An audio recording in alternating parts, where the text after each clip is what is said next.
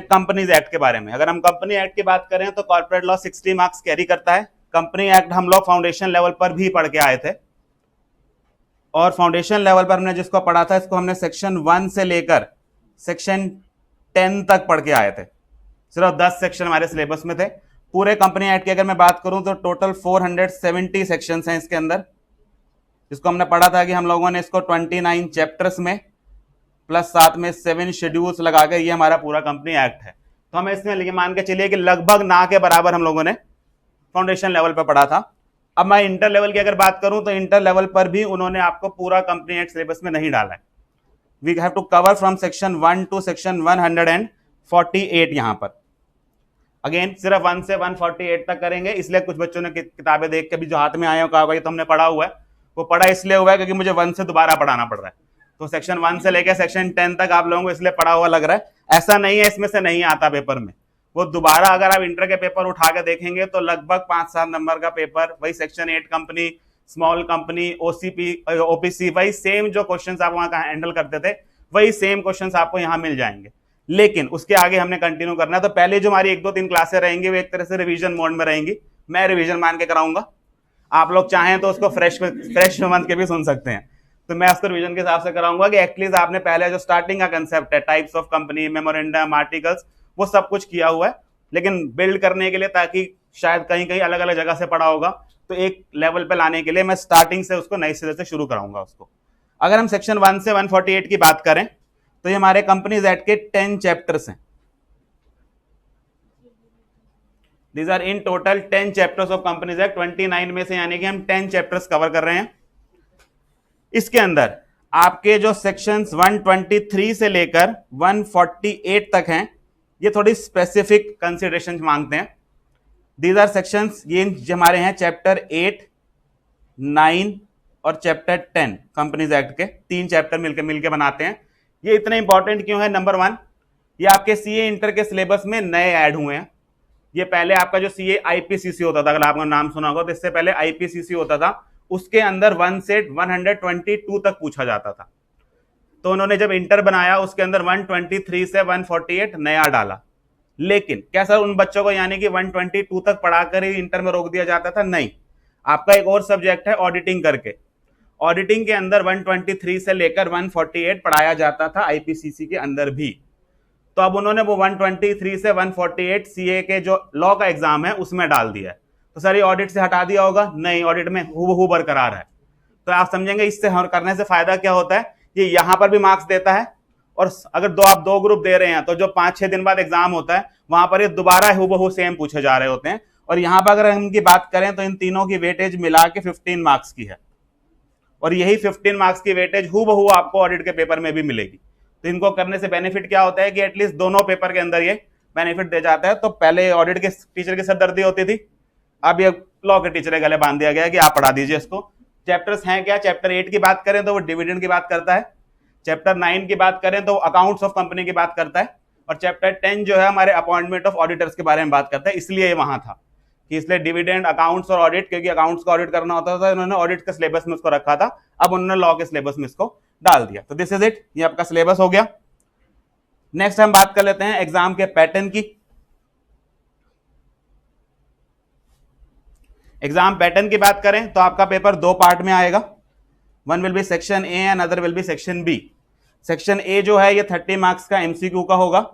इसके लिए आपको एक अलग बुकलेट मिलेगी वहां पर, उसके साथ एक ओएमआर शीट मिलेगी, उसी के अंदर आपको फिल करके देना होगा। Question paper as well as OMR sheet दोनों वापस ले ली जाएंगी। क्वेश्चन पेपर बाहर नहीं आने देते, वो आपने देख लिया फाउंडेशन लेवल पे क्वेश्चन छुपाने के लिए, तो वो पेपर बाहर नहीं आने देते। और जो सेक्शन बी है, ये section B will be 70 marks.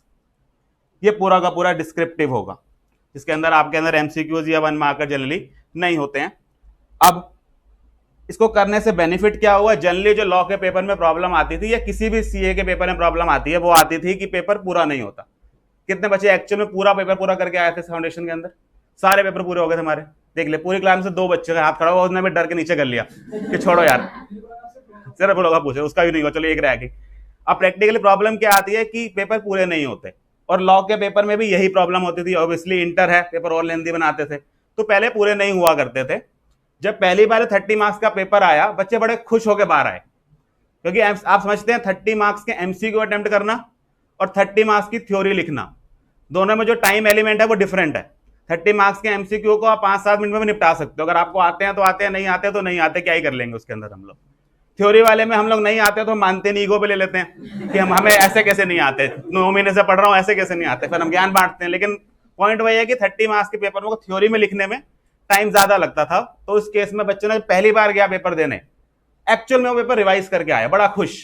उसने रंग बिरंगे पेनों से अंडरलाइनें भी करी, उसके नीचे वो जो चेस बोर्ड बनाता है दोनों साइड लाइनें डाल डाल के, वो सब उसने जो मन की मनोकामनाएं पूरी थी वो सारी पूरी करी। रेल की पटरी बनाते बैठो पैरेलल, बिल्कुल, कि पता नहीं किसने सिखाया आप लोगों को रेल की पटरी बनानी होती है, लेकिन आप लोग बनाते हैं पेपर में उस रेल की पटरी को, तो वो इंटर में टाइम मिलेगा नहीं। वैसे आप लोगों को कोशिश कर लेना बनाने ही करनी है तो, अगर आप लोगों ने तो वो सब किया उसने इंस्टीट्यूट, समझ गया कि ये तो बड़ा मजाक हो गया, बच्चा पूरा पूरा पेपर अटेम्प्ट करके जा रहा है, रेल की पटरी भी बन रही है वहां पर बैठ के इसके ऊपर। अगली बार उसने क्या किया बेटा, पैटर्न तो सेम रखा, लेकिन उसने 70 मार्क्स में ऐसी करामात दिखाई कि वो बच्चा फिर समझ गया कि हाँ अब ये सीए का पेपर है, वो फिर पूरा होना बंद हो गया।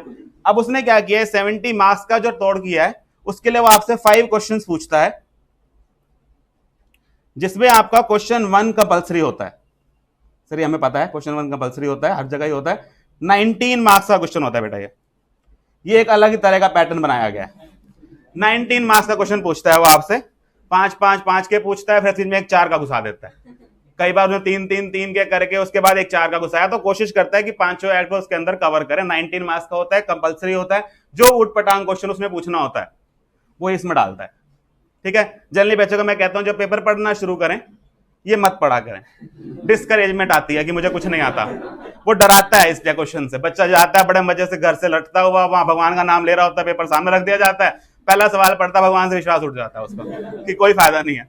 तो जनरली मत पढ़ें इसको। जनरली जितने उल्टे सीधे क्वेश्चंस मिलेंगे आपको इस फर्स्ट पार्ट में मिलेंगे, उसके बाद उन्होंने वही यूजुअल बातें पूछनी होती है, नई बात नहीं होती पूछने के लिए।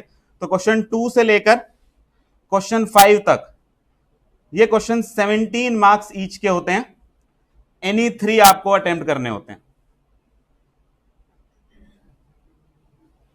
ओवरऑल चॉइस होती है, कोई 3 क्वेश्चन आपको अटेम्प्ट करने होते हैं, तो 51 + 19 70 मार्क्स का पेपर ऐसे कंप्लीट हो जाता है। अब ये इन बिटवीन इनका पार्टीशन क्या होता है, जो 2 से लेके 5 तक क्वेश्चंस आते हैं हमारे पास, ये जो आप क्वेश्चंस देखेंगे बेटा ये 5 4 4 4 इस तरह मिल जाएंगे आपको। ये क्वेश्चन जो मैं लास्ट पेपर आया उसका पैटर्न बता रहा हूं, ये 6 4 4 3 का मिल जाएगा। ये क्वेश्चन आपको 6 4 2 2 3 के मिल जाएंगे। ये क्वेश्चन 2 1 3 4 4 3 और इस 3 के साथ एक अंदर चॉइस 3। सर क्या मजाक है, ये कैसे याद होगा, इसको याद नहीं करना है, क्योंकि पॉइंट ये मैं बताना है क्या चाह रहा था, कोई धर्म ईमान नहीं है। वो 2 मार्क्स 1 मार्क्स 3 मार्क्स, अच्छा ये वाला जो 6 था बेटा ये भी 3 + 3 था। तो आपसे प्रॉब्लम समझ रहे हैं, कहने को ये एक क्वेश्चन है, उसके अंदर वही केस स्टडीज जो वो पहले 5 नंबर की पूछ चुका है वही वो 3 की पूछ लेता है। और इतना आप लिखने से सीख चुके हैं कि 3 नंबर की केस स्टडी के आंसर में और 5 नंबर की केस स्टडी के आंसर में कोई डिफरेंस नहीं होता, वो उतने का उतना ही रह जाता है, उसमें क्या ही काट लोगे। सर हम फैक्ट्स नहीं लिखेंगे, पहले कौन से लिख के आए पेपरों के अंदर सारे फैक्ट्स, हम पहले 2 क्वेश्चन अच्छे लिखते हैं, उसके बाद तो हम लोगों ने वही करना होता है जो हम करते आ रहे हैं।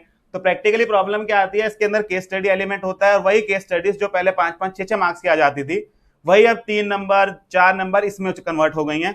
प्लस ये जो 1 मार्कर घुस गए हैं, 2 मार्क के क्वेश्चन घुस गए हैं, इसमें वो बिल्कुल छोटी छोटी बातें पकड़ता है। इस पेपर के पैटर्न से अगर मैं एक समरी आपको बताऊं, आप लॉ के पेपर को ऊपर ऊपर से नहीं पढ़ सकते। फाउंडेशन और इंटर में जहां प्रॉब्लम आएगी, फाउंडेशन में आपने उसको ऊपर ऊपर से पढ़ा था, और हम लोगों ने भी ऊपर ऊपर से ही पढ़ाया था आप लोगों को कि पार्टनरशिप के ज्यादा अंदर गोते मारने की जरूरत नहीं है कि एक सेक्शन के अंदर घुस जाए। हम एलएलपी ऊपर ऊपर से निकाल देते थे कि 5 नंबर का आना है, चॉइस में छोड़ना है आप लोगों ने, तो कोई फायदा नहीं है, उसको क्यों दिमाग में खवाते रहे उन्हें। ज्यादातर बच्चा ये सोचता है एक क्वेश्चन आता है कौन मेहनत करे उसके ऊपर, टीचर भी कहता है जब बच्चा मेहनत नहीं कर रहा तो मैं भी क्यों मेहनत करूं उसके साथ, और आना भी एक ही क्वेश्चन होता है, घिसे पिटे 6-7 क्वेश्चन है। यहाँ ये नहीं चलेगा। यहाँ प्रॉब्लम क्या है कि 1 मार्क है, 2 मार्क्स है, तो जो डेफिनेशंस के नीचे छोटी छोटी एक्सप्लेनेशन भी लगी होती है ना, वो यहां फंसाता है आपको।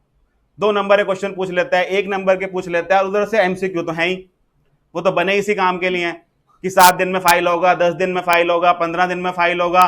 ये छोटी छोटी बातें वो आपसे पूछेगा फॉर्म्स वाली। पहले क्या होता था, ऊपर ऊपर में बच्चा 6 नंबर के क्वेश्चन लिखता था, उसमें एक साथ 7 डेज में फाइल होने वाले को 15 डेज लिख भी गया ना, एग्जामिनर को पता चलता था, बच्चे को तो वैसे ही पता नहीं चल रहा होता था कि मैं लिख के आ रहा हूं। तो वैसे आप शातिर बड़े होते हैं, जान पूछ के वो चीज अंडरलाइन नहीं करते जो आपको पता होती है, मुझे नहीं आती होती। अब वो अंडरलाइन करो या ना करो, एमसीक्यू में पूछेगा उस बात को, तो वहां फंसेंगे। जो एमसीक्यूज हैं, एमसीक्यूज में बेटा एक बात नई ऐड हुई है।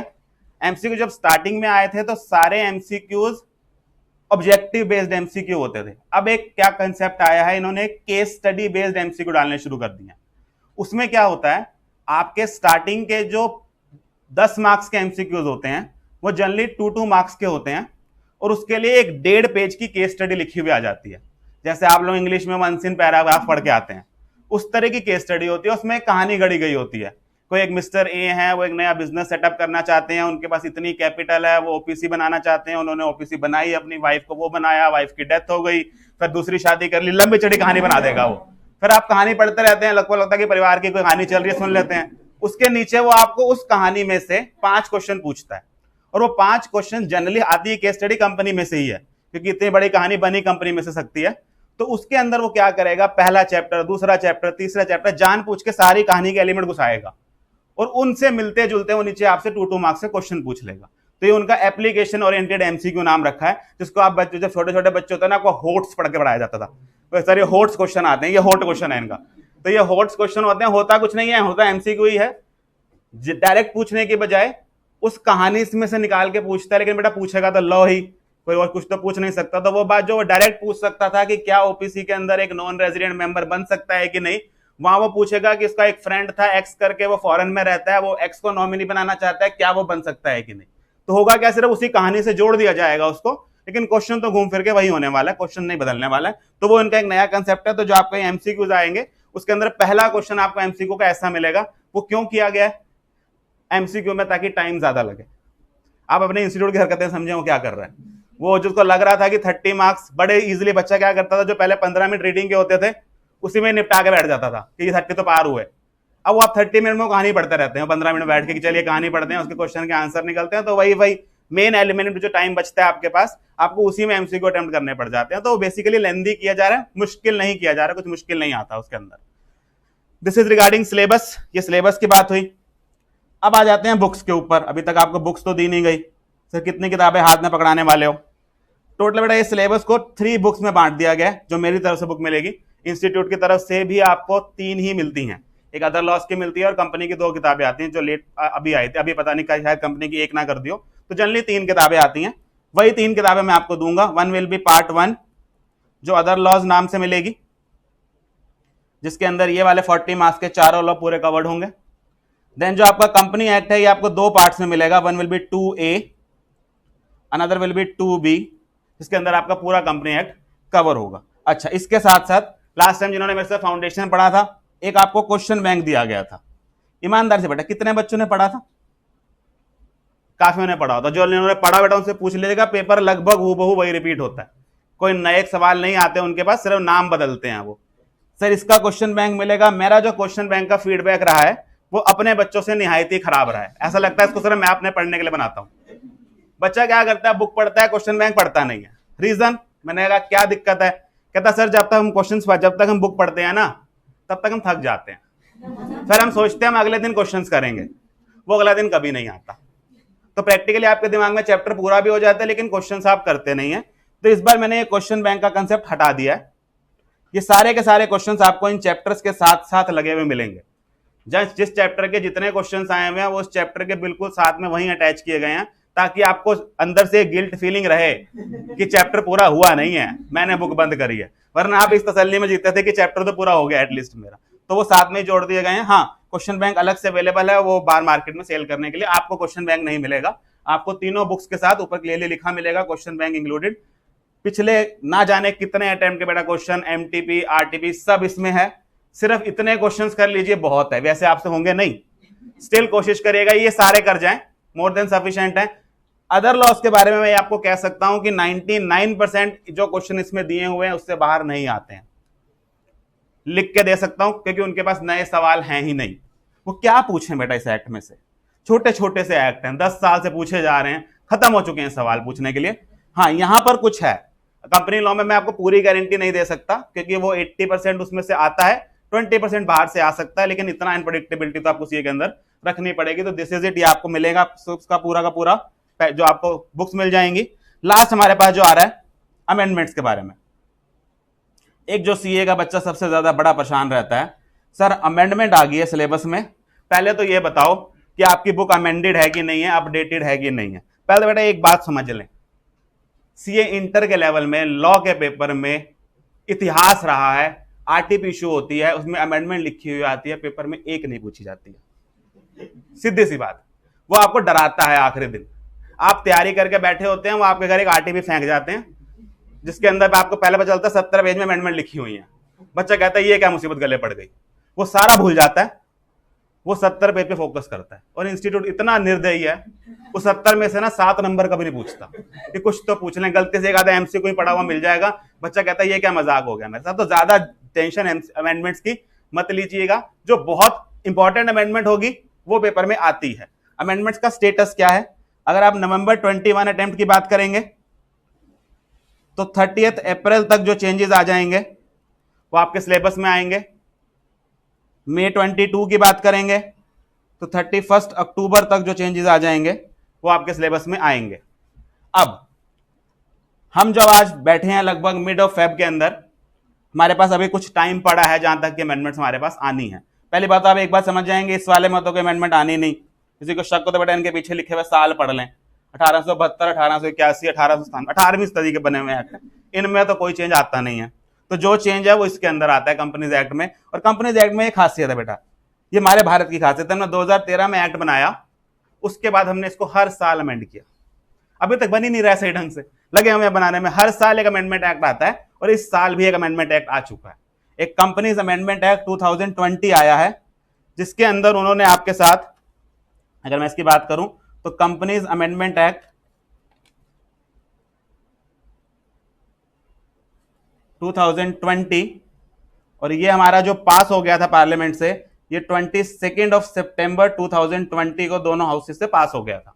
तो इसलिए अब ये सिलेबस का पार्ट बन गया। अगर इसके हम अमेंडमेंट्स की बात करें तो इसके अंदर इन टोटल 65 सेक्शंस में अमेंडमेंट लाई गई।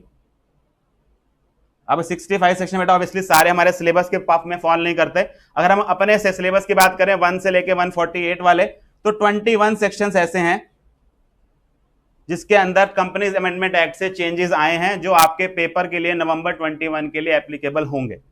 अगर मैं इस कंपनीज अमेंडमेंट एक्ट की बात करूं तो कंपनीज अमेंडमेंट एक्ट जब बनाया गया था, इसके अंदर एक पहली लाइन लिख दी गई थी, this act shall come into force on such date which central government shall notify. तो यानी कि ये 22 कौन सी डेट को हुआ था, 22 सितंबर को जब ये पास हुआ तो उसी दिन इफेक्ट में नहीं आ गया था। क्या कहा गया था कि जब जब हम नोटिफाई करते जाएंगे इन सेक्शंस की अमेंडमेंट उस दिन से अप्लाई होती जाएगी। तो सर अब ये बता दो कितने इनमें से नोटिफाई हो गए। बेटा किस्मत तो अच्छी है नहीं हम लोगों की, ये 21 नोटिफाई हो गए। प्रॉब्लम क्या हुई, एक अभी 22 दिसंबर को और एक 22 जनवरी को दोनों नोटिफिकेशन लाके इनको इंप्लीमेंट कर दिया गया। लेकिन अगर हम इन 21 सेक्शंस की बात करें, पहली बात तो जो मटेरियल आपको दिया जाएगा वह 21 सेक्शंस की सारी अमेंडमेंट्स इंक्लूड करेगा। इसके अलावा जो चेंजेस अभी तक आ चुके हैं वो सारे इसमें इंक्लूडेड रहेंगे। और अगर इस 30 अप्रैल तक कोई चेंज आया, बेटा एक्ट तो नया पास हो नहीं जाएगा, इस दौरान कोई रूल्स वगैरह में छोटा मोटा चेंज आया तो मैं कवर करा दूंगा, तो उसमें आपको लंबा चौड़ा टेंशन लेने की बात नहीं है। तो ये हमारी अमेंडमेंट्स कवर रहेंगी इसके अंदर पूरी की पूरी। और अगर मैं बात करूं इसके बाद अब इन अमेंडमेंट्स की है क्या, बेटा मोस्टली पेनल्टी के चेंजेस हैं। कंपनी एक्ट में जगह जगह पेनल्टीज लिखी हुई हैं, याद हमसे एक नहीं होती है क्योंकि वो इतनी सारी होती हैं। उनमें चेंजेस आए हैं, पहले 10,000 फाइन होता था, वो भी हमें याद नहीं रहता था, अब 5,000 होने वाला, याद हमें वो भी नहीं रहने वाला। तो पॉइंट ये है कि इफेक्टिवली हमारे पास लंबे चौड़े चेंजेस नहीं है। तो बाहर मार्केट में एक जो पहले हुआ बना रहता है अमेंडेड अमेंडेड अमेंडेड, कुछ दिक्कत नहीं है, कोई लंबी चौड़ी अमेंडमेंट नहीं है। सिलेबस वही का वही है, लेकिन जो पुराना सिलेबस है वही ढंग से करना है, पहले वो कर लेते हैं। हाँ, जो ये चेंजेस हैं ये जब मैं आपको कराना शुरू करूंगा मैं बता दूंगा। अच्छा, बजट की स्पीच में इस बार निर्मला सीतारमण जी ने 2 चेंजेस डाले हैं। उन्होंने ओपीसी की डेफिनेशन बदली है, ये ओपीसी में चेंजेस लाए हैं, और उन्होंने स्मॉल कंपनी में चेंजेस लाए हैं। स्मॉल कंपनी में क्या था, आपने 2 क्लॉज 85 अगर पढ़ा था तो उसमें कुछ इस तरह की भाषा थी, it has a paid up share capital of 50 lakh और such higher amount as may be prescribed, turnover 100 crore, such higher amount as may be turnover such higher amount as may be prescribed. और मैं उस समय आपको कहता था कि ये अमाउंट प्रिस्क्राइब्ड नहीं है, वो अमाउंट अब प्रिस्क्राइब कर दिए गए हैं। तो वो अमाउंट चेंज हुए हैं, उसके अलावा ओपीसी में एक बात को हम लड़ा करते थे कि person should be resident in India, वो वाला कंसेप्ट हटा दिया गया, उसके आगे लिख दिया गया whether it should be whether resident और अदरवाइज। तो छोटे छोटे चेंजेस हैं जो इस बजट में लाए गए हैं और इस बजट का इंप्लीमेंटेशन डेट 1 अप्रैल रखा गया है। तो नोटिफिकेशन निकाल दिया गया, लेकिन हमारे सिलेबस का पार्ट बनेगा तो वो भी मैं आपको यहाँ पे कवर करा दूंगा। तो done with this, we are covered with entire जो बातें हैं स्टार्टिंग मुझे बताने लायक वो मैंने आपको बता दी है। अब हम शुरू करने जा रहे हैं बेटा सिलेबस के साथ। सिलेबस के बाद अगर हम करें तो आप लोगों को एक नोट्स दे दिए गए होंगे पन्ने में, ये सब वही है जो मैंने फाउंडेशन की बुक में आप लोगों को दिया था, कुछ नया इसके अंदर एज सच नहीं है, सिर्फ फटाफट से एक तरह से रिवीजन के तौर पे इसको हम कवर करना शुरू करेंगे ताकि हम उस लेवल तक पहुंच जाएं जहां से हम आगे कंटिन्यू कर सकें इसके अंदर इंटर के अंदर। कंपनीज एक्ट की टोटल हम बात करें तो कंपनीज एक्ट 2013 हमारा ये पास हुआ था 29 अगस्त 2013 को, प्रेसिडेंट का असेंट मिला था इसको, ये ऑफिशियल गैजेट में डाला गया था 30 अगस्त 2013 को। इररेलेवेंट बातें हैं कि खास लंबी चौड़ी कोई पूछे जाने वाली बातें नहीं है। सेक्शन 1 इमीडिएटली फोर्स में आ गया था और बाकी sections phase by phase manner में इनको इन्फोर्स किया गया था। सेक्शन 1 से बात करनी शुरू करते हैं। सेक्शन 1 लास्ट क्लास में हमने फाउंडेशन की क्लासेस में हम लोग डिटेल में नहीं जाते थे, यहाँ मैं पहली बार आपको सेक्शन 1 के बेयर पे ले जाता हूँ और सिर्फ इंटर में और फाउंडेशन में अंतर यही रहेगा, फाउंडेशन में हम आपके सामने बेयर सेक्शन नहीं फेंकते थे, उसके आसान फॉर्म में टेबलों में उसको सजा सजा के आपके सामने रख देते थे, अब वो नहीं करेंगे। अब आपके सामने बेयर सेक्शन रखेंगे ताकि आपको बेयर सेक्शन पढ़ना भी आना चाहिए और अब आप उस लेवल पे पहुंच चुके हैं कि अब आप बेयर सेक्शन समझ जाएंगे। आइए बेयर सेक्शन देखें, जानबूझ के मैं वो बेयर सेक्शन उठा रहा हूं जो आप लोगों को पढ़े हुए हैं ताकि उसको पढ़ने से समझ आए कि लैंग्वेज किस तरह की होती है। जनरली सेक्शन 1 की अगर हम बात करते हैं किसी भी एक्ट की तो सेक्शन 1 हमारा उसके शॉर्ट टाइटल की बात करता है, एक्सटेंड, कमेंसमेंट और एप्लीकेशन की बात करता है। चारों चीजें इसमें कवर्ड है 4 सबसेक्शन के अंदर। The act shall be known as Companies Act 2013. It extends to whole of India. ये स्टार्टिंग से होल ऑफ इंडिया पे था, जम्मू कश्मीर वाली बात कभी इसमें थी भी नहीं और अब किसी एक्ट में बची भी नहीं। जब से वो आर्टिकल 370 का वो हुआ है तो जम्मू कश्मीर वाली बात हर जगह से खत्म हो गई है। थर्ड पॉइंट को पढ़िए। थर्ड पॉइंट को अगर हम बात करते हैं तो हमने एक बात पढ़ी थी कि एक्ट जब इंडिया में लाया जाता है उसको एनफोर्स कराने के 2 तरीके होते हैं। एक होता है कि वो अपनी डेट खुद लिखवा के लाता है, this act shall come into force on. क्या हमने कोई ऐसा एक्ट पढ़ा जहां हमें डेट पड़ी थी? हमने इंडियन कॉन्ट्रैक्ट एक्ट पढ़ा, उसके अंदर डेट थी, it shall come into force on 1 सितंबर या 1 सितंबर 1872। फिर हमने बात करी सेल्स ऑफ गुड्स एक्ट की, उसमें भी डेट थी। पार्टनरशिप एक्ट पढ़ी, उसमें भी डेट थी। एलएलपी एक्ट पढ़ा और कंपनी एक्ट पढ़ी बेटा, उसमें डेट नहीं थी। क्योंकि अब जो मॉडर्न एक्ट आने शुरू हुए हैं या जो रिसेंट एक्ट आने शुरू हुए हैं, आप मैच करिए, वो सेल्स ऑफ गुड्स एक्ट वगैरह पुराने एक्ट थे। एलएलपी की बात करें, कंपनीज एक्ट की बात करें, ये लेटेस्ट आजकल के बनाए हुए 21वीं सदी के एक्ट हैं। तो इनमें अगर हम बात करें तो जनरली क्या होता है, एक फिक्स डेट नहीं दी जाती। इसमें क्या कह दिया जाता है कि हम एक्ट बना रहे हैं। अच्छा, एक्ट बनाता कौन है? ये वाली बात संजय सर कर गए होंगे अभी, पार्लियामेंट, लेजिस्लेचर वगैरह। तो लेजिस्लेचर वो एक्ट बनाता है। हमारे पास क्या होता है, एग्जीक्यूटिव होती है आगे, जिसके अंदर हमारे प्राइम मिनिस्टर, कैबिनेट वगैरह होती है। इनके पास कानून बनाने की पावर नहीं होती, लेकिन आप समझते हैं कानून इंप्लीमेंट करने की पावर या जिम्मेदारी इनके ऊपर डाल दी जाती है। तो जनरली प्रॉब्लम क्या आती थी कि जब आप एक्ट बना देते हैं और आप कहते हैं फलाने दिन से ये एक्ट तैयार होगा, अगर आप उस चीज को एक्ट के अंदर लिख रहे हैं तो उस डेट को कौन डिसाइड कर रहा है? उस डेट को लेजिस्लेचर डिसाइड कर रहा है। यानी कि वो व्यक्ति जो कानून बना रहा है वो ना सिर्फ कानून बना रहा है, वो कानून बनाते समय ये भी लिख के दे रहा है कि इसको किस दिन से इंप्लीमेंट करना है। इसमें जनरली प्रॉब्लम क्या आती थी कि जो आगे गवर्नमेंट्स होती थी, एग्जीक्यूटिव्स होती हैं, उनको शायद उस टाइम फ्रेम में उस लॉ को इंप्लीमेंट करने के लिए जो मशीनरी चाहिए वो शायद उसको तैयार नहीं कर पाते। अच्छा, कानून को इंप्लीमेंट करने के लिए क्या कुछ मशीनरी चाहिए होती होगी? शायद कुछ अलग कोर्ट्स बनाने पड़ते होंगे, शायद कुछ अलग ट्रिब्यूनल चाहिए होगी, जिस एक्ट में उसमें जैसे आपने कंपनी एक्ट में आप एनसीएलटी पढ़ के आते हैं, नेशनल कंपनी लॉ ट्रिब्यूनल, तो क्या वो अलग से सेटअप की गई होगी इस एक्ट के लिए? यस। कि हमारे देश में ट्रिब्यूनल रातों रात सेटअप हो जाती है? नहीं, बट ऑफिस बनेंगे, उनके लिए ऑफिसर्स अपॉइंट होंगे, स्टाफ अपॉइंट होगा, तो उस सब में टाइम लगता था और जनरली उस डेट तक वो बातें पूरी नहीं हो पाती थी। तो होना क्या शुरू हुआ, पार्लियामेंट ने एक तरह से अपनी उस डेट को डिसाइड करने की पावर को गवर्नमेंट को ही डेलीगेट करना शुरू कर दिया कि आज से ना ऐसा करिए, इस एक्ट को तभी फोर्स में लाइएगा जब आपकी इच्छा हो। तो उस भाषा को कैसे लिखा जाता है? उस भाषा को लिखा जाता है this section shall come into force at once, यानी कि ये सेक्शन तो इमीडिएटली, सेक्शन 1 तो इमीडिएटली फोर्स में आ जाएगा, and the remaining sections of the act shall come into force on such date as the central government may by notification in the official gazette appoint. तो ये भाषा जब भी आती है, ये भाषा एक एग्जाम्पल होती है जिसका हम नाम देते हैं डेलीगेटेड लेजिस्लेशन का। ये डेलीगेटेड लेजिस्लेशन क्या होता है कि जो कानून बनाने वाली अथॉरिटी है वो अपने कानून बनाने की पावर को, जिसको हम लेजिस्लेशन बोलते हैं, उस लेजिस्लेशन की पावर को आगे डेलीगेट कर देती है। किसको डेलीगेट कर देती है? गवर्नमेंट को, एग्जीक्यूटिव को, कि तुम डिसाइड कर लो कि किस डेट को अपॉइंट करना है। अब गवर्नमेंट कैसे डिसाइड करती है? ये गवर्नमेंट कैसे अनाउंस करती है कि ये एक पर्टिकुलर डेट है? प्रधानमंत्री टीवी पे प्रकट होगा तो बोलते नहीं होंगे यार सेक्शन 1 इंप्लीमेंट करने जा रहा हूं, ऐसा नहीं होगा। तो उन्होंने उसके लिए बुक बना दी गई ऑफिशियल गैजेट, जिसके अंदर एक पब्लिकेशन कर दी जाती है और उस दिन से वो पर्टिकुलर सेक्शन जो ऑफिशियल गैजेट में डाल दिया जाता है वो इंप्लीमेंट कर दिया जाता है। इस तरह के नोटिफिकेशंस मैं आपको दिखाऊंगा अभी क्लास में कि किस तरह की दिखती हैं नोटिफिकेशन जो आपको आती हैं। एंड लास्टली हम लोगों ने सेक्शन 4 पढ़ा इसके बारे में कि एक्ट किस किस पर अप्लाई होता है। Firstly companies incorporated under this act और under any previous company law उन पे अप्लाई होता है।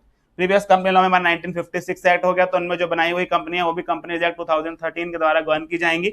उसके अलावा हमने एक लर्निंग स्किल से याद कर लिया था इनको, BIGS companies, B stands for banking companies, I stands for insurance, G generation and supply of electricity and S finally special act में बनाई गई कंपनी। इन चारों में एक चीज ध्यान रखनी है कि अगर ये बैंकिंग कंपनीज हैं, इंश्योरेंस कंपनीज हैं, जनरेशन और सप्लाई ऑफ कंपनीज हैं, ये स्पेशल एक्ट की कंपनियां हैं।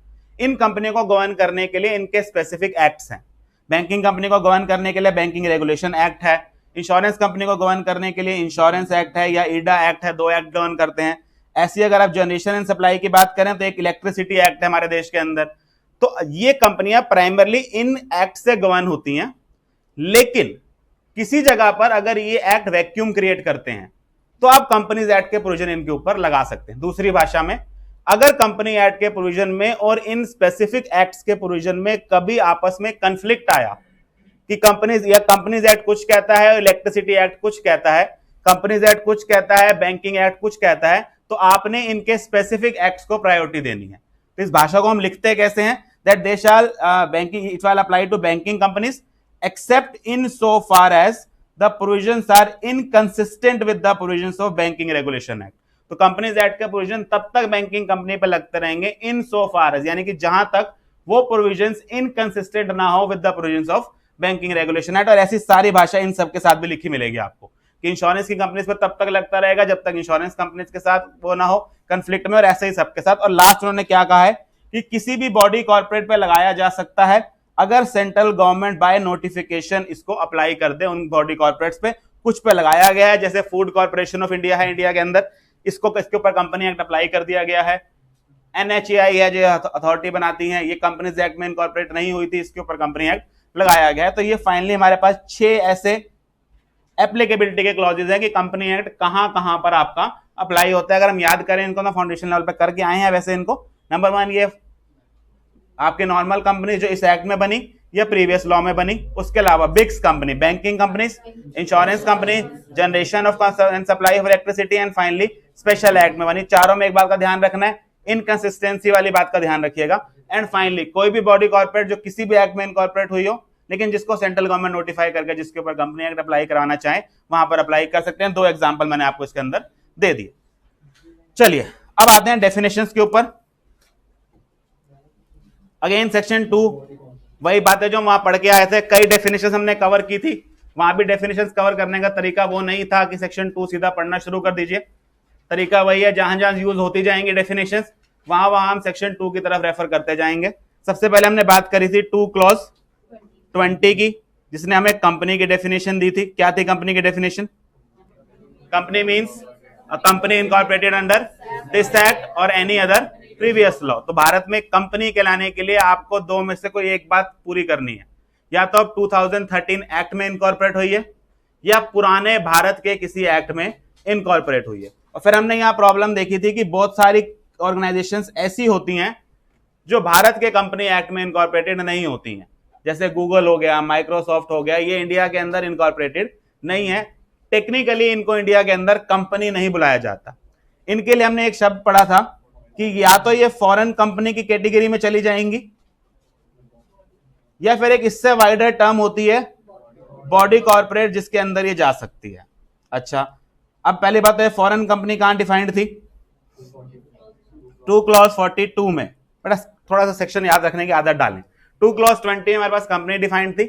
जैसे ही आप कंपनी की एम्बिट से बाहर निकलेंगे अगर आप भारत के एक्ट में इनकॉर्पोरेटेड नहीं हुए हैं तो या तो आप फॉरेन कंपनी कैटेगरी में फंसेंगे, अगर वहां भी बच गए तो फिर हम आपको बॉडी कॉर्पोरेट में इंक्लूड करने की कोशिश करेंगे। तो 3 वर्ड्स आपको कंपनी एक्ट में दिखाई देंगे, कुछ जगह कंपनी लिखा होगा, कुछ जगह फॉरेन कंपनी लिखा होगा, कुछ जगह बॉडी कॉर्पोरेट लिखा होगा। इसमें से सबसे वाइड टर्म है बेटा बॉडी कॉर्पोरेट। फिर उसके बाद एक टर्म आती है हमारे पास फॉरेन कंपनी, और फिर हमारे पास बिल्कुल रिस्ट्रिक्टेड डेफिनेशन वाली वर्ड आता है कंपनी। कंपनी के लिए हमने क्या बोला, कंपनी इनकॉर्पोरेटेड अंडर 2013 एक्ट या प्रीवियस कंपनी लॉ, भारत में इनकॉर्पोरेट होगी, भारत के कानून में इनकॉर्पोरेट होगी। अगर आप भारत के कानून में इनकॉर्पोरेटेड नहीं है, बाहर किसी कानून में इनकॉर्पोरेटेड हैं, आउटसाइड इंडिया इनकॉर्पोरेटेड हैं, लेकिन इंडिया में बिजनेस करते हैं, आपकी इंडिया में प्रेजेंस है, डायरेक्टली है, इनडायरेक्टली है, किसी एजेंट के थ्रू है, फिजिकली है, या इवन इलेक्ट्रॉनिकली भी है, आपका कोई ऑफिस नहीं है इंडिया के अंदर, लेकिन आपकी वेबसाइट, आपकी कोई ऐप, आपका कोई पोर्टल इंडिया के अंदर काम करता है, तो उस केस में भी हम आपको फॉरेन कंपनी की कैटेगरी में रख देंगे। अब क्या इन 2 डेफिनेशंस के अंदर हमारे पास सारी भारत में या पूरे विश्व में कवर होने वाली जो कॉर्पोरेट्स हैं वो कवर हो जाती हैं? नहीं, क्योंकि आप समझें, कुछ ऐसी हैं जो भारत में बनी हैं, कुछ ऐसी हैं जो बाहर बनी हैं लेकिन भारत में काम करती हैं, जैसे गूगल इंडिया में काम करती है, माइक्रोसॉफ्ट करती है, उबर करती है, ये सब इंडिया में प्रेजेंस रखती हैं। लेकिन कुछ ऐसी कंपनियां, कुछ ऐसे कॉर्पोरेट्स भी हैं जो बाहर इनकॉर्पोरेटेड हैं और भारत से उनका कोई लेना देना नहीं है। इतने बड़े देश तो बेटा हम है नहीं कि जो बाहर खुलता है भारत में आ जाता होगा, ऐसा तो होता नहीं होगा। कुछ ऐसे होंगे जो चाइना में काम करते होंगे और चाइना में काम करके खुश हैं, कोई यूएस में काम करते होंगे, यूएस में काम करके खुश हैं। उनको हम क्या बुलाएं कंपनी एक्ट के अंदर? तो उनके अंदर हम एक जनरल वर्ड यूज कर जाते हैं उनके लिए, बॉडी कॉर्पोरेट। तो बॉडी कॉर्पोरेट बेसिकली होता क्या है? अगर मैं बॉडी कॉर्पोरेट की डेफिनेशन की बात करूं बेटा, एक डेफिनेशन इसकी कंपनी एक्ट में भी दी गई है, लेकिन वो डेफिनेशन एक तरह से एक्सप्लेनेशन वाली डेफिनेशन नहीं है। पहले अगर मैं एक्सप्लेनेशन डेफिनेशन की बात करूं तो बॉडी कॉर्पोरेट होता क्या है? बॉडी कॉर्पोरेट किसी भी एक्ट में बनाई जाने वाली एंटिटी होती है, जिसकी एक्ट में बनने की वजह से सेपरेट लीगल एंटिटी होती है, परपेचुअल सक्सेशन होता है, कॉमन सील होता है। सर ये तो कंपनी की डेफिनेशन है। प्रैक्टिकली बॉडी कॉर्पोरेट की अगर आप डेफिनेशन पढ़ेंगे तो वो भी सेम है, बस अंतर क्या है, कंपनी बनने के लिए आपको इंडिया के कंपनी एक्ट में इनकॉर्पोरेट करना पड़ता है, बॉडी कॉर्पोरेट बनने के लिए आप इंडिया के किसी और एक्ट में या फॉरेन कंपनी के, फॉरेन कंट्रीज के किसी भी एक्ट में इनकॉर्पोरेट हो जाइए, आप बॉडी कॉर्पोरेट कैटेगरी में आ जाएंगे। मान लीजिए मैं एक यूएस में कंपनी इनकॉर्पोरेट करता हूं, वो जैसे ही इनकॉर्पोरेट होगी भारत वालों के लिए वो बॉडी कॉर्पोरेट है। अब अगर वो इंडिया में आके काम करना शुरू कर देती है, वो उसी समय फॉरेन कंपनी बन जाएगी, हम उसका नाम बदल देंगे, वो बॉडी कॉर्पोरेट से एक उसमें से फिल्टर्ड कैटेगरी में आ गई, उसको हम क्या बुलाएंगे? Foreign company. और क्योंकि वो बाहर इनकॉर्पोरेटेड है, बात खत्म, वो कभी इंडियन कंपनी नहीं मिलेगी। मान लीजिए गूगल बेटा इंडिया में गूगल इंडिया करके कंपनी बना लेता है, वो उसको कंपनीज 2013 में इनकॉर्पोरेट कराता है, तो वो क्या बनेगी? वो कंपनी बनेगी। तो हमें 3 वर्ड्स का ध्यान रखना है, एक कंपनी होगी बड़ा स्पेसिफिकली इंडिया की 4 दीवारों के अंदर बंद की हुई, फॉरेन कंपनी जो बाहर की है लेकिन इंडिया में प्रेजेंस रखती है, और बॉडी कॉर्पोरेट में जनरली हम एक एटीट्यूड ये बनाते हैं कि बाहर की कंपनी जो बाहर काम करती है। ऐसा नहीं है, ऐसा भी हो सकता है कि इंडिया में किसी और एक्ट में बनाई गई एंटिटी, जैसे कि एलएलपीस। अगर आप एलएलपी की बात करें तो क्या एलएलपी भी एक इंडिया के एक्ट में बनाई गई है? यस, लेकिन वो कंपनी एक्ट में नहीं बनाई गई है। तो कंपनी एक्ट के बाहर किसी और एक्ट में बनाई गई ऐसी एंटिटी जो उस एक्ट में बनने की वजह से एक सेपरेट पर्सन बन जाती है, उसको हम क्या नाम देना शुरू कर देते हैं? Body corporate. तो मैं क्या ये कह सकता हूं कि बॉडी कॉर्पोरेट में फॉरेन कंपनी आती है? Yes, because all foreign companies our body corporates, all foreign companies our body corporates. लेकिन अगर हम क्या कहें तो हम ये कह सकते हैं कि क्या सारी कंपनी बॉडी कॉर्पोरेट होती हैं? यस, सारी बॉडी कॉर्पोरेट्स कंपनी होती हैं? नो, वो वाली बॉडी कॉर्पोरेट्स जो इंडिया के कंपनी एक्ट में इनकॉर्पोरेटेड हैं वो कंपनी होती हैं। क्या मैं डेफिनेशन बोल सकता हूं कंपनी की? कंपनी वो वाली बॉडी कॉर्पोरेट्स होती हैं जो इंडिया के कंपनीज एक्ट में इनकॉर्पोरेटेड होती हैं। फॉरेन कंपनीज वो वाली बॉडी कॉर्पोरेट्स होती हैं जो बाहर किसी एक्ट में इनकॉर्पोरेटेड होती हैं और इंडिया में प्रेजेंस रखती हैं। और बॉडी कॉर्पोरेट अपने आप में क्या होती है? किसी भी एक्ट में इनकॉर्पोरेटेड एक एंटिटी। अब हम बॉडी कॉर्पोरेट की अपनी कंपनीज एक्ट की डेफिनेशन देखते हैं, वो क्या कहता है इसके बारे में। जो पहला चैप्टर बेटा इसके लास्ट पेज पे आपको डेफिनेशन मिलेगी, इस डेफिनेशन को देखें जरा।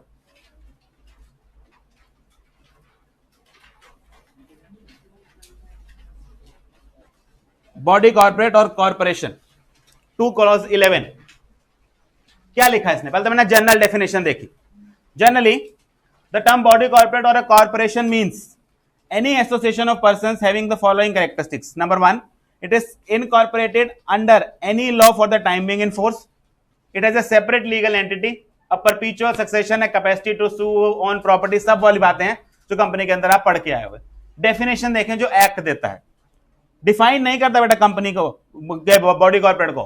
क्या लिख जाता है देखें, बॉडी कॉर्पोरेट और corporation includes a company incorporated outside India, but it does not include. तो आप प्रैक्टिकली समझें, वो सिर्फ कुछ एग्जांपल्स देने की बात कर रहा है कि बॉडी कॉर्पोरेट में बाहर इनकॉर्पोरेट की हुई सारी कंपनियां आएंगी और ये चीजें नहीं आएंगी. अच्छा, जब हम ये कहते हैं ये चीजें नहीं आएंगी, क्या पहली बात हम ऐसी डेफिनेशन कहीं और पढ़ के आए हैं डज नॉट इंक्लूड वाली? बेटा हम गुड्स की ऐसी डेफिनेशन पढ़ के आए थे सेल्स ऑफ गुड्स एक्ट में. Goods means every kind of movable property other than.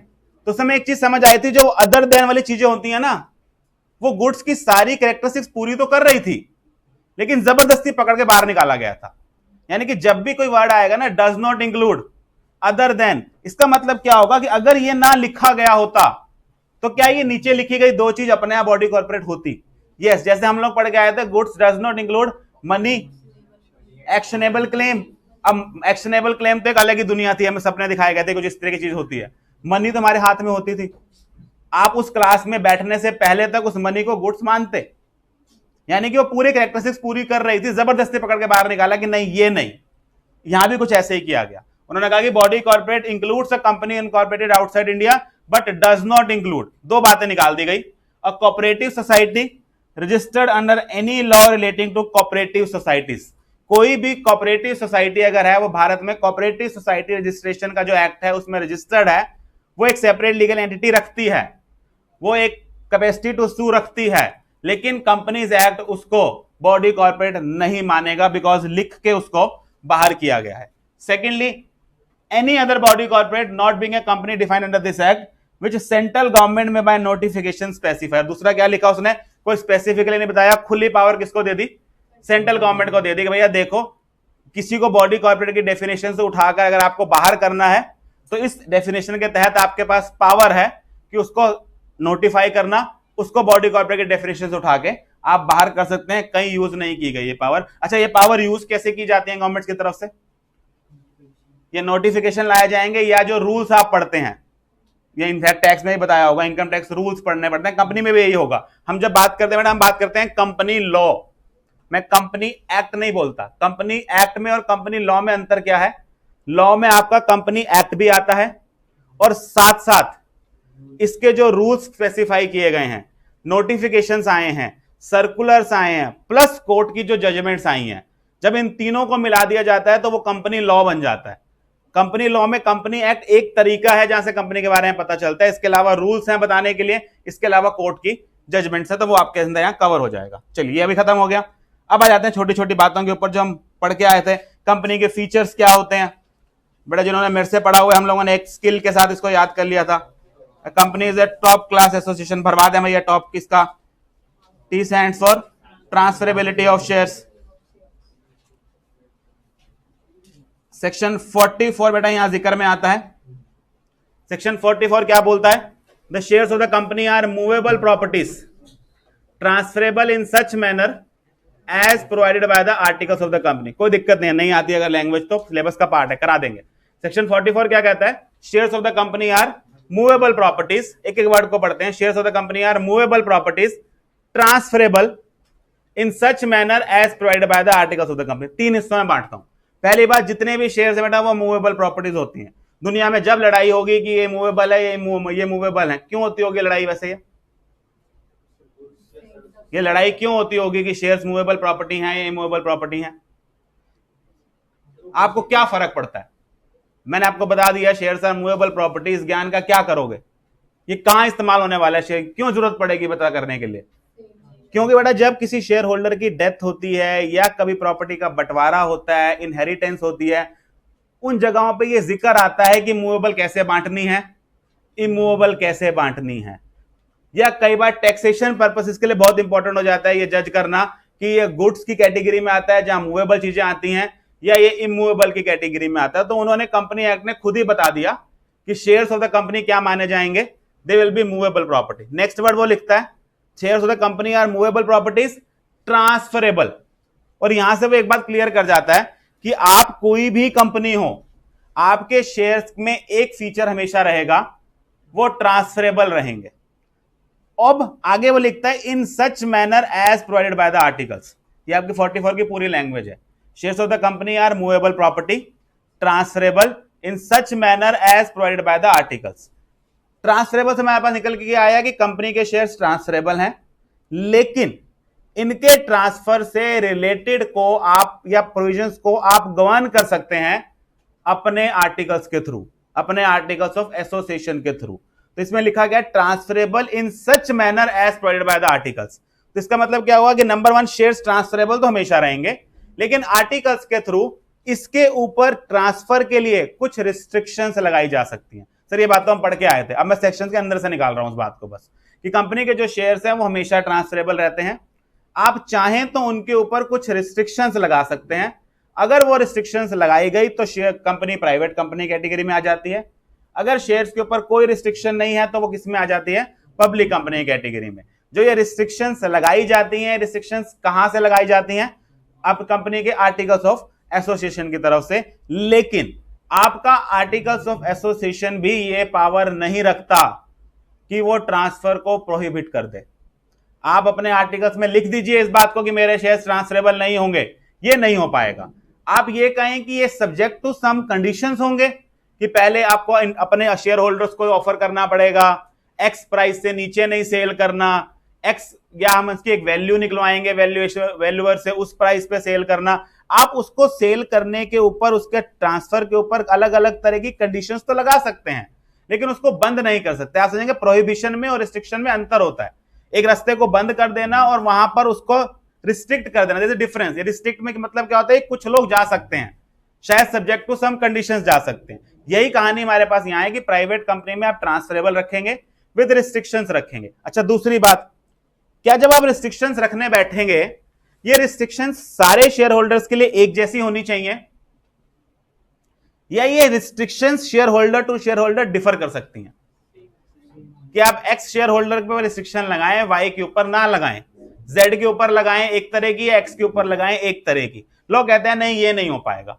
जब आप रिस्ट्रिक्शन लगाने की बात करेंगे, या तो वो सारे शेयर होल्डर्स के लिए होगी या वो किसी के लिए नहीं होगी। आप रिस्ट्रिक्शंस में डिस्क्रिमिनेट नहीं करेंगे। अब ये छोटी छोटी बातें मैं क्यों बता रहा हूं, ये वो केस स्टडी में फंसाने वाली बातें हैं, जो ये एमसीक्यू पकड़ेंगे ना, ऐसी ऐसी बातें पकड़ेंगे। तो अगर एक शेयर होल्डर के लिए आपने कहा कि भैया शेयर बेचने से पहले जो एग्जिस्टिंग शेयर होल्डर हैं, पहले इनको ऑफर करना, अगर ये नहीं खरीदेंगे तो बाहर बेचना, तो फिर ये सब पे लगनी चाहिए। अगर किसी एक पे नहीं है और बाकियों पे है, तो फिर वो कंडीशन वैलिड नहीं है। रिस्ट्रिक्शन सब पे एक जितनी कॉमन लगेगी। तो पहली बात हमने क्या पढ़ी? ट्रांसफरेबिलिटी ऑफ शेयर्स की बात पढ़ी और सेक्शन 44 का जिक्र दिया। तो सेक्शन 44 का टेक्स्ट जो है वो मैंने यहां पर भी डाल दिया आपके पहले चैप्टर के अंदर, वरना 44 सिलेबस का पार्ट है, डिटेल में पढ़ेंगे इसके बारे में। ओ की बात करें, ownership separate from management. Ownership separate from management, छोटी सी बात है, कोई बड़ी बहुत समझाने वाले नहीं। आपको मालूम होता है ओनरशिप है जो मेंबर्स के हाथ में रहती है। अच्छा, इंटर में आगे बेटा ये बात मत बोलिएगा कि ओनरशिप शेयर होल्डर्स के हाथ में रहती है। There is a difference between shareholders के हाथ में रहना एंड मेंबर्स के हाथ में रहना। डिफरेंस क्या है सर? हर कंपनी के अंदर ना मेंबर्स पक्का होते हैं, शेयर होल्डर्स हो या ना हो। क्या ऐसा हो सकता है कंपनी के पास शेयर होल्डर्स ही ना हो? यस, ऐसी कंपनियां जिनके पास शेयर कैपिटल ही नहीं होती, उनके पास शेयर होल्डर्स कहां से आएंगे? लेकिन ओनर तो उनके भी होते होंगे, कोई गारंटी देके बैठे हुए होते होंगे। जहां आपने कंपनी लिमिटेड बाय गारंटी पढ़ा, तो उन केसेस में क्या होता है? मेंबर्स वर्ड यूज किया जाता है। क्या सारे शेयर होल्डर्स मेंबर बनते हैं? यस। आप प्रैक्टिकली से शेयर होल्ड करना मेंबर बनने का एक तरीका है। शेयर होल्ड करना मेंबर बनने का एक तरीका है, और मेंबर होना कंपनी के लिए कंपलसरी है। शेयर होल्डर होना कंपलसरी नहीं है कि आप हर कंपनी के पास शेयर होल्डर हो, ये जरूरी नहीं है, लेकिन हर कंपनी के पास मेंबर जरूर होगा। इसलिए आप प्रैक्टिकली पढ़ें, जब हम बोलते हैं ना private company should have minimum 2 members, word लिखा गया था। Public company should have minimum 7 members. वहां बच्चे शेयर होल्डर लिख देते, हम चलाते थे काम, चल कोई बात नहीं, 7 मेंबर्स लिख दे, 7 शेयर होल्डर। अब उस बात को पकड़ें, 2 मेंबर्स होना जरूरी नहीं है, 2 शेयर होल्डर्स, 7 शेयर होल्डर्स नहीं लिखा गया था, मेंबर्स लिखा गया था। स्टिल इस बात को हम बहुत डिटेल में पढ़ेंगे कि मेंबर कब बनते हैं और शेयर होल्डर कब बनते हैं। इसके लिए हमारे पास पूरा शेयर एंड शेयर कैपिटल करके एक यूनिट भरा पड़ा है, जहां में यह बताया जाएगा कि मेंबर्स कैसे बना जाता है। पी परपीचुअल सक्सेशन, वो पुरानी बात है, मेंबर्स में come, members may go, company goes on forever ever. C stands for common seal. Common seal compulsory होती है? नहीं, आज के डेट में ऑप्शनल होती है। कब से की गई थी ऑप्शनल? 2015 में बेटा अमेंडमेंट एक्ट आया था, मैं आपको बता रहा हूं, हर साल आता है अमेंडमेंट एक्ट। तो 2015 में जो अमेंडमेंट एक्ट आया था उसने कॉमन सील को ऑप्शनल कर दिया था आप लोगों के लिए, कंपलसरी नहीं होती है। L stands for limited liability. जब आप लिमिटेड लायबिलिटी की बात करते हैं तो लिमिटेड लायबिलिटी में कुछ ऐसी बातें करके आए थे, लिमिटेड बाय शेयर्स हो सकती है, ये लिमिटेड बाय गारंटी हो सकती है। लिमिटेड बाय शेयर्स में क्या होता है? लिमिटेड बाय शेयर्स में आपकी लायबिलिटी लिमिटेड होती है to the amount unpaid on the share capital subscribed by you. Limited by guarantee में आप एक सम अंडरटेक कर लेते हैं कि मैं in the event of winding up ये पैसा देने को तैयार हूं, उस केस में आप उस अमाउंट तक अपनी गारंटी दे के आते हैं। केसेस पढ़े थे यहां पे कुछ? नहीं, लिमिटेड लायबिलिटी के लिए हमने केस पढ़े थे नहीं, सेपरेट एंटिटी पढ़े थे। ए के लिए आर्टिफिशियल पर्सन,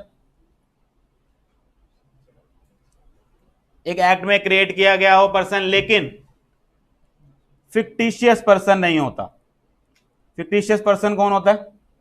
जो एग्जिस्ट नहीं करता, सपनों में होता है, स्पाइडरमैन। तो ये वो नहीं है, आप प्रैक्टिकली समझें, लॉ की नजर में एग्जिस्ट करता है बेटा। स्पाइडरमैन शक्तिमान लॉ की नजर में एग्जिस्ट नहीं करता है, वो फिक्टिशियस है। सेंटा क्लॉस वो फिक्टिशियस है। कंपनी नेचुरल नहीं है लेकिन फिक्टिशियस भी नहीं है।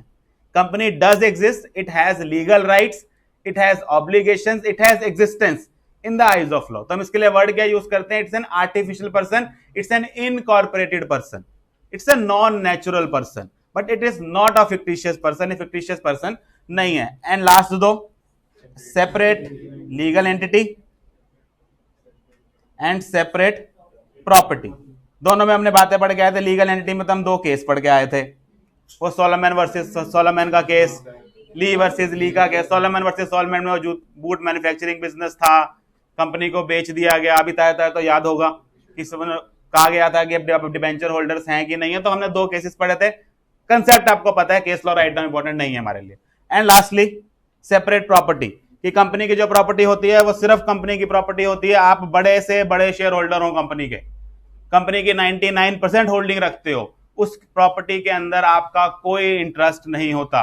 इनफैक्ट इतना इंटरेस्ट भी नहीं होता कि आप उसकी इंश्योरेंस करा लें अपने नाम के ऊपर। अगर आप अपने नाम पे इंश्योरेंस कराएंगे वो इंश्योरेंस वैलिड नहीं होती है, क्योंकि कंपनी की प्रॉपर्टी किसकी प्रॉपर्टी होती है? कंपनी की प्रॉपर्टी होती है, शेयर होल्डर नहीं कर सकता। इसके लिए केस भी पढ़ा था हमने, मैक्योरा वर्सेस नॉर्दर्न एश्योरेंस कंपनी। नहीं भी याद है चलेगा, मेरा कम मकसद यहां पर ये चीजें बताना नहीं है। फाउंडेशन की नॉलेज थी, सिर्फ बेसिक नॉलेज होनी चाहिए। कंसेप्ट हम लोगों को पता है। ट्रांसफरेबिलिटी ऑफ शेयर्स हो गया, ownership separate from management, perpetual succession, common seal, limited liability, artificial person, separate legal entity and finally separate property. Next हमारे पास जो कंसेप्ट आया था फाउंडेशन लेवल पर, वो था एक लिफ्टिंग ऑफ कॉर्पोरेट विल का कंसेप्ट। उसमें क्या होता है जी? पहली बात तो कॉर्पोरेट विल होता क्या है? इसी सेपरेट लीगल एंटिटी के कंसेप्ट का दूसरा नाम, कि कंपनी और मेंबर्स के बीच में एक आर्टिफिशियल पर्दा होता है जो उनको अलग करता है, उसको हम बोलते हैं corporate wheel. Wheel is a English का वर्ड जो पर्दे के लिए यूज किया जाता है, तो उसको कॉर्पोरेट व्हील बोला जाता है, जो आपके कंपनी को आगे खड़ा करता है और उसके पीछे खड़े हुए जो मेंबर्स हैं, उसके पीछे खड़े हुए जो मैनेजमेंट है, जो डायरेक्टर्स हैं, उनको बीच में से एक तरह से ढक देता है, आपको सिर्फ कंपनी दिख रही होती है। ये कॉर्पोरेट व्हील का जो कंसेप्ट है, ये कई बार मिसयूज किया जाता है, फ्रॉडुलेंट काम किए जाते हैं, इलीगल काम किए जाते हैं, क्योंकि ये लग रहा होता है कि कंपनी को कैसे पनिश किया जाएगा, हद से हद फाइन लगा दोगे, जेल कैसे डालोगे उन लोगों को। तो कुछ केसेस ऐसे होते हैं जहां ये कॉर्पोरेट व्हील को उठा दिया जाता है और पीछे छुपे हुए एक्चुअल लोगों को निकाला जाता है, उनको पनिश किया जाता है। उस कंसेप्ट को हम नाम देते हैं लिफ्टिंग ऑफ कॉर्पोरेट व्हील। बेटा लिफ्टिंग ऑफ कॉर्पोरेट व्हील का कंसेप्ट आपके इंटर के स्टडी मटेरियल में नहीं दिया हुआ है, तो आप प्रैक्टिकली समझेंगे, वो नहीं पूछेगा इस चीज को आपको, इसलिए मैं सिर्फ आपको हिंट दे रहा हूं कि आपको कंसेप्ट पता है। वहां हम बड़े सारे केस लॉ पढ़ के आए थे इसके लिए, दुनिया जमाने के सर दिनशा, मैनेजी, पैटेड, गिलफर्ड, मोटर, रट रट के हमने पहले थे, भूल जाएं। जीवन में जो उनका उपयोग था खत्म हो गया, अब उसका कोई उपयोग नहीं है। तो प्रैक्टिकली जहां लिखना था, अगर वहां लिखा है तो अच्छी बात है, नहीं लिखा तो भी अब तो कुछ हो नहीं सकता, जो लिखना था सो कर लिया। तो अब प्रैक्टिकली वो सिलेबस का पार्ट नहीं है। लास्ट पार्ट जो हमने इसके अंदर अब कवर करना है, दैट इज कि कंपनी सिटीजन होती है कि नहीं होती है। एक लास्ट चीज जो मुझे आपके साथ कवर करनी है, इसका हम क्लास को वाइंड अप कर देंगे। क्या हमारी कंपनी सिटीजन होती है या नहीं होती है? थोड़ी थोड़ी आदत डालनी पड़ेगी बेटा, 2:30 से 4 जैसी नींद मुझे आती है वैसी नींद आपको आती है, और वैसे भी इससे पहले आपकी टैक्सी क्लास होती है।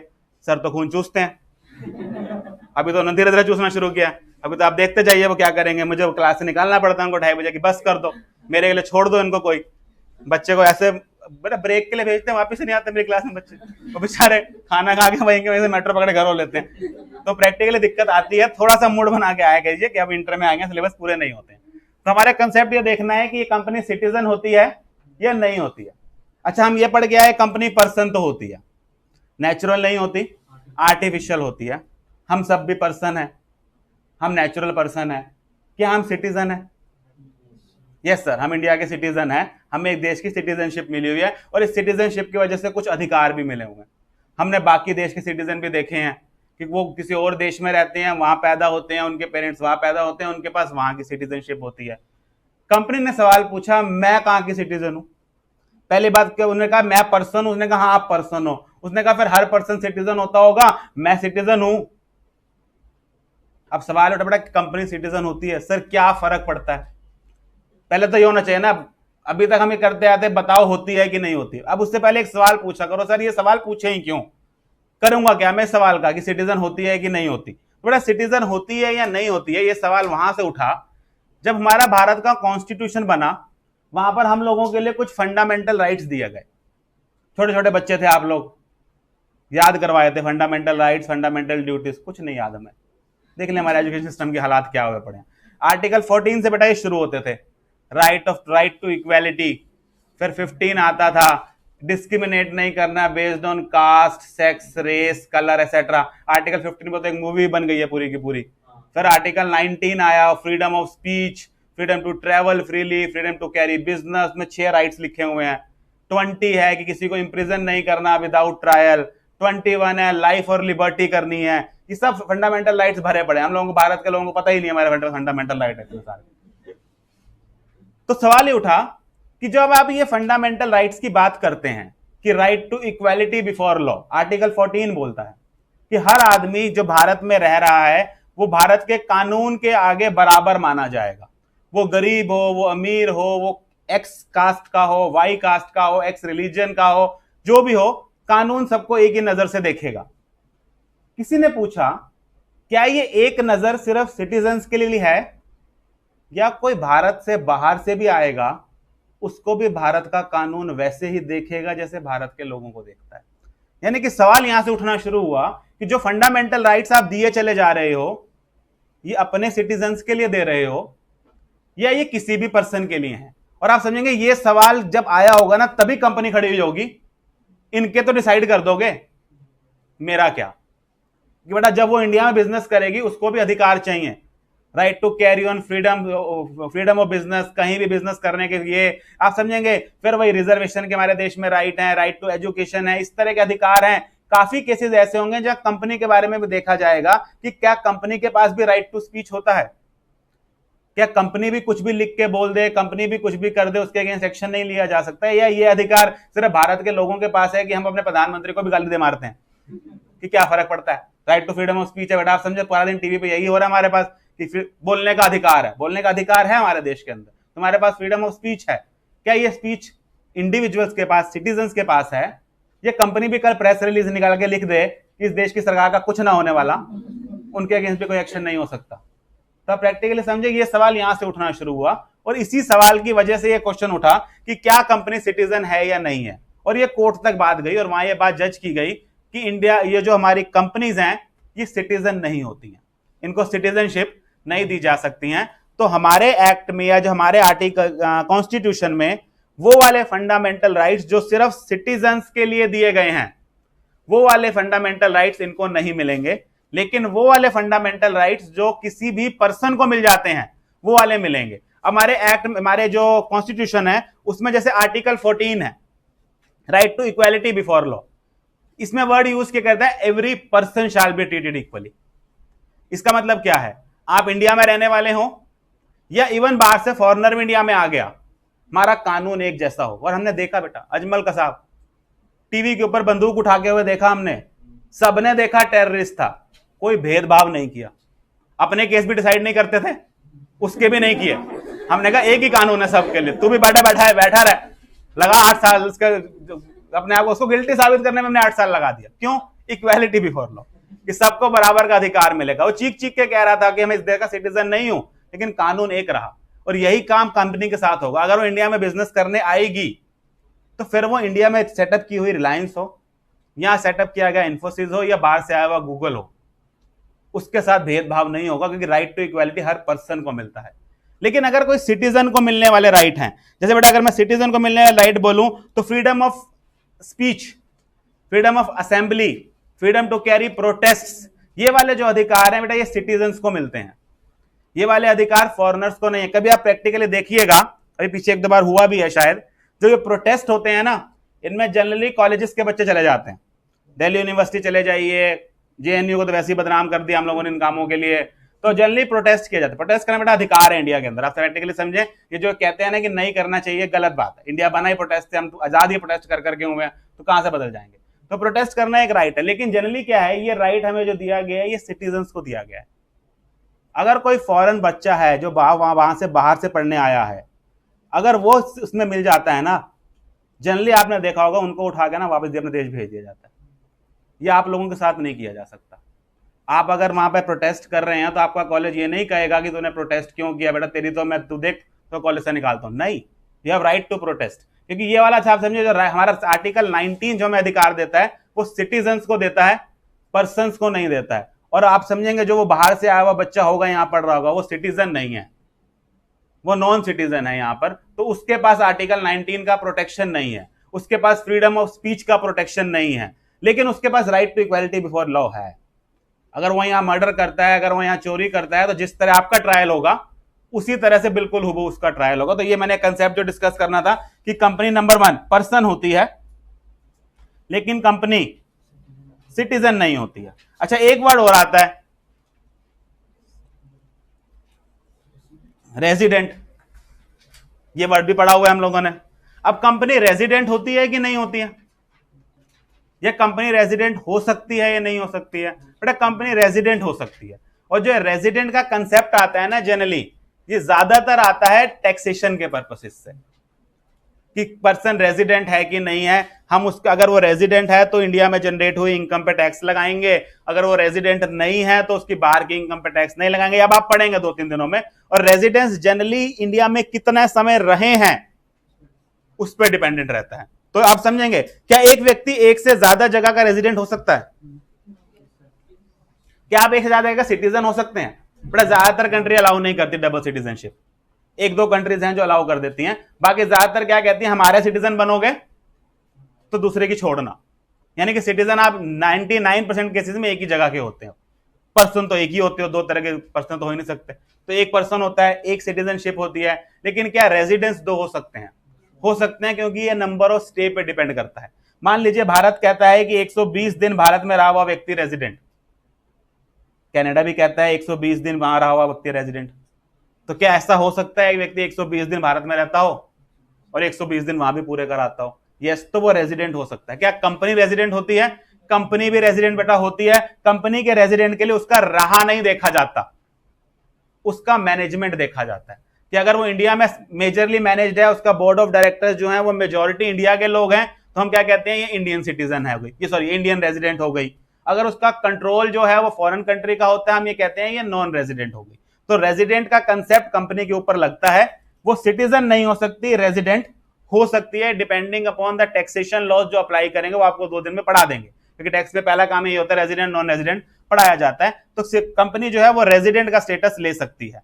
लास्टली हमारे पास एक वर्ड आता है डोमिसाइल। ये आप लोगों ने सुना हुआ है, जनरली पता है कहां सुनते हैं, जब हम कॉलेज जाते हैं वो कहते हैं कि डोमिसाइल सर्टिफिकेट ले आओ। कि डोमिसाइल सर्टिफिकेट क्या होता है जनरली, कि मान लीजिए बेटा भारत में आप समझे, हम भारत जो है कई सारे स्टेट से मिलकर बने हुए हैं। तो हमारा डोमिसाइल, मान लीजिए मैं अगर दिल्ली का रहने वाला हूं तो मेरे पास दिल्ली का डोमिसाइल है। आप में से कुछ हरियाणा के रहने वाले होंगे, कुछ यूपी के रहने वाले होंगे, कुछ राजस्थान के रहने वाले होंगे, वो आपका डोमिसाइल है। जनरली क्या होता है आप समझेंगे, डोमिसाइल यूज क्यों होता है इंडिया के अंदर ना बेटा, कॉलेजेस की सीट्स वगैरह में कुछ रिजर्वेशंस हैं, कि हरियाणा के कॉलेज कहते हैं कि जर्नलिस्ट कॉमर्स साइड में कम होते हैं, साइंस में तो बहुत ज्यादा होते हैं, कि आपके इंजीनियरिंग के कॉलेजेस हैं वहाँ 60% सीट्स हरियाणा के कॉलेज बच्चे के लिए रिजर्व्ड है। दिल्ली वाले कहते हैं 60% हमारे लिए हैं। तो जैसे ही यहाँ दिल्ली के बाहर का बच्चा आता है या दिल्ली का बच्चा आता है, उससे कहते हैं डोमिसाइल सर्टिफिकेट दिखा। आप हरियाणा में करते हैं, नहीं मांगेंगे। हरियाणा से बाहर आएंगे ना, तो आपको डोमिसाइल सर्टिफिकेट दिखाना पड़ेगा कि और डोमिसाइल में क्या लिखा होगा, ये हरियाणा का रहने वाला व्यक्ति है। तो आपके साथ एक डोमिसाइल चिपका दिया गया। सवाल ये उठा कि क्या कंपनी के साथ भी डोमिसाइल चलता है, क्या कंपनी का डोमिसाइल होता है? The answer is yes. ये किस पे डिपेंड करता है? इसका रजिस्टर्ड ऑफिस किस स्टेट में सिचुएटेड होता है। तो इसका रजिस्टर्ड ऑफिस, आपने रजिस्टर्ड ऑफिस में आपको याद होगा जब हमने मेमोरेंडम पढ़ा था, वहां हमने एक सिचुएशन क्लॉज पढ़ा था, रजिस्टर्ड ऑफिस क्लॉज पढ़ा था। वहां हम स्टेट का नाम लिखते थे, एड्रेस नहीं लिखते थे, स्टेट का नाम लिखते थे। वो स्टेट के नाम से उसके ऊपर कौन से रजिस्ट्रार की जुरिस्डिक्शन होने वाली है वो डिसाइड होता था।